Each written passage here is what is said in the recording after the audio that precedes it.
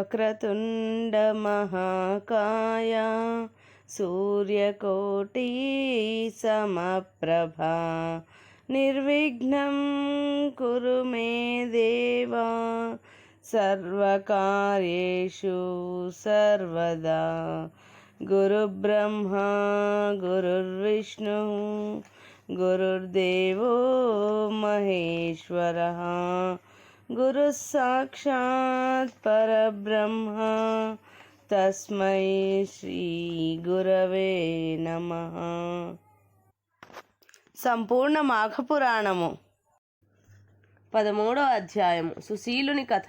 రాజా, మాఘమాస స్నానము వైకుంఠ ప్రాప్తిని ఎట్టి వానికైనను కలిగించును. దీనిని తెలుపు మరియొక కథను వినుము.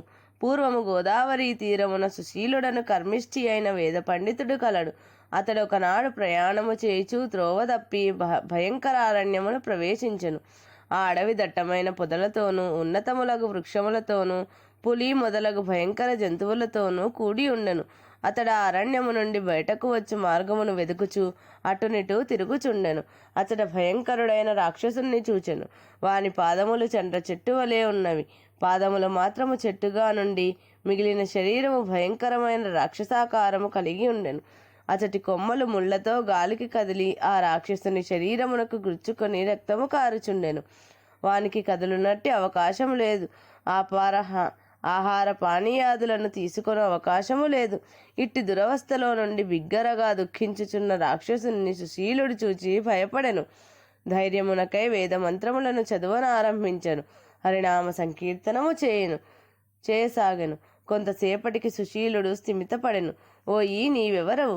నీకీ పరిస్థితి ఏమి? చెప్పుమని అడిగెను. అప్పుడు ఆ రాక్షసుడు, మహాత్మా, నేను జన్మమున ఒక్క పుణ్యకార్యమును కూడా చేయలేదు. నేను చేసినవన్నీ పాపకర్మలే. గోకర్ణ తీరమున మధువ్రతమును గ్రామమున గ్రామాధికారిగా నుంటిని. అందరితో అన్ని విషయములను మాట్లాడేడివాడను. ఎవనికి ఏ పనియూ చేసేడివాడను కాను. అసత్యములు పలికెడివాడను. పరుల సొమ్మును అపహరించువాడను.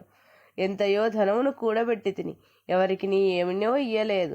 స్నానదాన పూజాధికములు వేనిని ఆచరింపలేదు. దైవ పూజ ఏమో ఎరుగను. ఇట్లందరినీ బాధించుచు చివరకు మరణించి తిని నరకములో చిరకాలం ఉంటిని. తరువాత కుక్క, గాడిద మున్నగు నీచ జంతువుల జన్మలనంది తిని. ప్రస్తుతము నా పాదములు చండ్ర చెట్టుగా దాని ముళ్ళ కొమ్మలు బాధింపగా ఎచటికీ కదలలేని ఈ జన్మలో నుండి నీ వంటి పుణ్యాత్ముని చూచుట వలన, నీవు చేసిన హరినామస్మరణ వలన నాకు ఈ మాత్రం పూర్వస్మృతి కలిగినది. ఎట్లయినను నీకే నన్ను రక్షింపవలేను అని సుశీలుడు బహువిధముగా ప్రార్థించెను. సుశీలుడును వాని స్థితికి మిక్కిలి విచారించెను. వానిపై జాలిపడి వానిని ఉద్ధరింపదలచెను. ఓయి, ఇచట సమీపమున నీరున్నదాయని అడిగెను. 12 యోజనముల దూరమున నీరున్నదని ఆ రాక్షసుడు చెప్పెను. నీకు సంతానం ఉన్నదాయని సుశీలుడు అడిగెను. అప్పుడు ఆ రాక్షసుడు, అయ్యా, నాకు ఆ జన్మలో 4 పుత్రులు. వారును నా వంటి వారే. వారి సంతానము అటువంటిదే. ప్రస్తుతం నా వంశము వాడు భాష్కలుడను వాడు గ్రామాధికారిగా నున్నాడని చెప్పెను. సుశీలుడు, ఓ ఈ ధైర్యముగా ఉండుము. నేను నీ వంశము వానితో మాటలాడి నీకు వచ్చిన ఆపదను పోగొట్టుదునని పలికెను. రాక్షసుని పూర్వజన్మలోని వంశములోనున్న వానిని భాష్కలుడను వానిని వెదుకుచూపోయెను. సుశీలుడు రాక్షసుని పూర్వజన్మలోని వంశం వాడైన భాష్కలుని వద్దకు పోయెను. వానికి తాను చూచిన భాష్కలుని పూర్వీకుడైన రాక్షసుని వృత్తాంతము చెప్పెను. అతడును, రాక్షస రూపములనున్న నా పూర్వునకు రాక్షస రూపము పోవలెనన్న ఏమి చేయవలెనో చెప్పుమని అడిగెను. అప్పుడు, ఓయి, నీవు మాఘమాసమున నదీ స్నానము చేయుము. శివునికి గాని కేశవుని గాని నీ ఇష్టదైవమును పూజింపుము. పురాణమును చదువుము లేదా వినుము. బ్రాహ్మణులకు యథాశక్తిగా భోజనము పెట్టి వస్త్ర సువర్ణాది దానములను చేయుము. దీనివలన నీ పాపములు పోయి నీకు పుణ్యము కలుగుటయే కాక పూర్వులైన నీ పితృదేవతలను పాపక్షయమునంది పుణ్యలోకమునందుదురు. స్నానము 7 విధములు. అవి: మంత్రములను చదువుచూ చేయి స్నానము మంత్రస్నానము, మట్టిని రాచుకొని చేయి స్నానము మృత్తికా స్నానము, భస్మమును శరీరమునకు రాచుకొని చేయ స్నానము ఆగ్నేయ స్నానము, గోవులు నడిచినప్పుడు పైకి ఎగిరిన దుమ్ము మీద పడునట్ల చేసిన స్నానము వాయవ్య స్నానము, నదులు చెరువులు మున్నగు వానిలో చేయి స్నానము వారుణ స్నానము. ఎండగానున్నప్పుడు వానలో చేసిన దివ్య స్నానమందురు.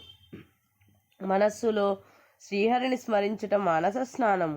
ప్రాతకాలమున స్నానము చేయలేని అశక్తులు, వృద్ధులు, రోగిష్టివారు మున్నగువారు తడి వస్త్రముతో శరీరమును తుడుచుకొనుట చేయవచ్చును. జుట్టు ముడి వేసుకుని స్నానము చేయవలెను. స్నానము చేయనప్పుడు కౌపీనము ఉండవలెను. తుమ్ము, ఉమ్ము, ఆవలింత, మాలిన్యము, దుష్టులతో మాట్లాడుట మున్నగునవి తప్పనిసరి అయినచో ఆచమనము చేయవలెను. భగవంతుని స్మరించుచు కుడి చెవిని తాకవలెను. అరుణోదయ కాలమున స్నానం ఉత్తమము. సూర్యకిరణములు తాకుటచే ఆ నీరు శక్తివంతమగును. దర్భలతో స్పృశింపబడిన జలమున స్నానము చేయుట పవిత్ర స్నానమగును. స్నానము చేయనప్పుడు మట్టిని, పసుపు, కుంకుమ, ఫలములు, పుష్పములు నదిలో చెరువులో నుంచవలెను.